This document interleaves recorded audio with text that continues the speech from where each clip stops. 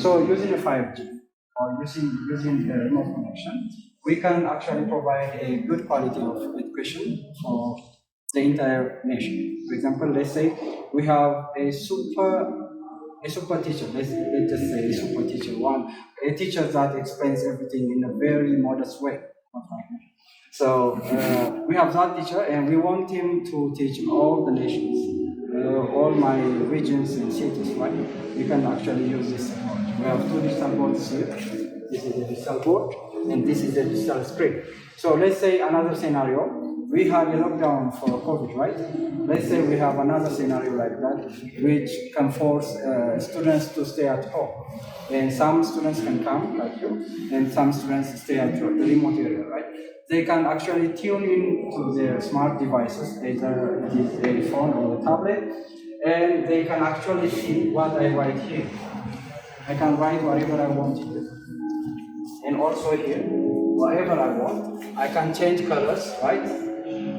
I can do whatever I want here, and I can wipe them off. So the remote student will see what I write here, and everything I do can be shareable. So I can share for them in a smart. There is a QR code here. So if anybody scans this, they will lead you to a link that will make you get a soft copy of the thing I want. So this is another thing. There is also another scenario. We have a voting mechanism. For example, if I want to tell you that the exam will be tentatively on Monday or Tuesday, and if I give you a right to choose between Monday and Tuesday, the physically available students will automatically raise their hand and they will choose, right? What about the remote student? If he raised his hand, nobody can see it, right? But I can do this one. I can put the voting sign here. So you will scan this QR code. When I put the in vote, they will display some analysis of our votes. For example, Monday is chosen this way, Tuesday is chosen this way. So the remote student will feel like he's actually in the school. So he will not feel like he is in a video call. I was learning back in COVID days, in lockdown. I was learning a second semester from Addis Ababa University, and I was getting a lecture from my professors, right?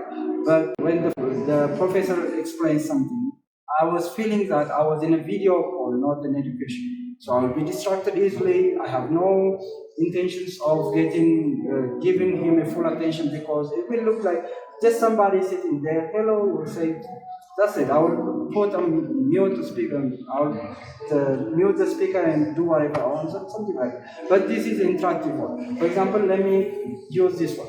This is a camera. It will automatically detect where I am. It will provide a complete sense of actual classroom for the remote students, also for you. And if any of you, if any of the students, so I asked some question, right? So I'm explaining something, I asked some question, and my good friend here is to answer.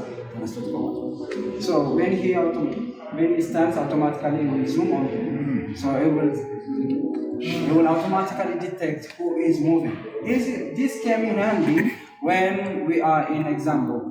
For example, in exam, if someone wants to cheat or something, they will automatically get it. So we are about to make a genuine students, a genuine knowledge in our smart education. So the other thing is the experiments. These are the science experiments. For example, I don't have to create a hazardous environment for my students, mixing some unwanted chemical together. For example, if I don't know something, if I put a concentrated sulfuric acid, then if I put water on it, it will blow up, right? So that will be so hazardous, so that you will notify that please be patient until some other teacher will come, because this one passed away. So that thing will be easily and will be eliminated here. Let me create something. So as a vessel like this. So let me check this pause. I can do whatever I want, right? If anyone is short-sighted or long-sighted, I can do this thing for them. And let me also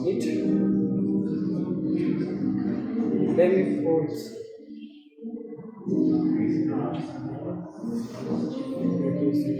Let me just take a sodium H for sulfuric acid here.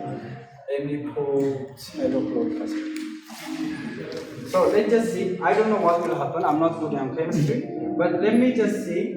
What if I put a concentrated H2SO4 or sulfuric acid and hydrochloric acid?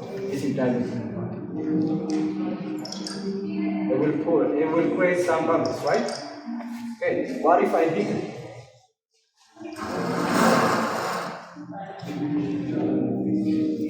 So it will create some bubbles.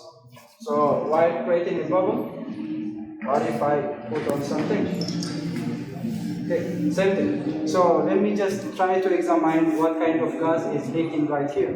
So if I put a burning thing, it burns brighter, it will be oxygen, and if it gets dim, it will start on the side. So it's definitely carbon. So I can teach my students, I'm not a good teacher. So I can teach my students as long as I wanted. Also I can teach a chemistry lab here. There is also a chemistry lab here. This is a simulation. So I can show them whatever I want. Let's just say we have my physical experiments. So we have around 362 simulations. We can see from the simplest simple circuit system up to the very complex, like the electromagnetic spectrums, electric fields, EMFs, or something. I can show them. But let me just create, since I'm not so much good in physics either. So let me just try to demonstrate.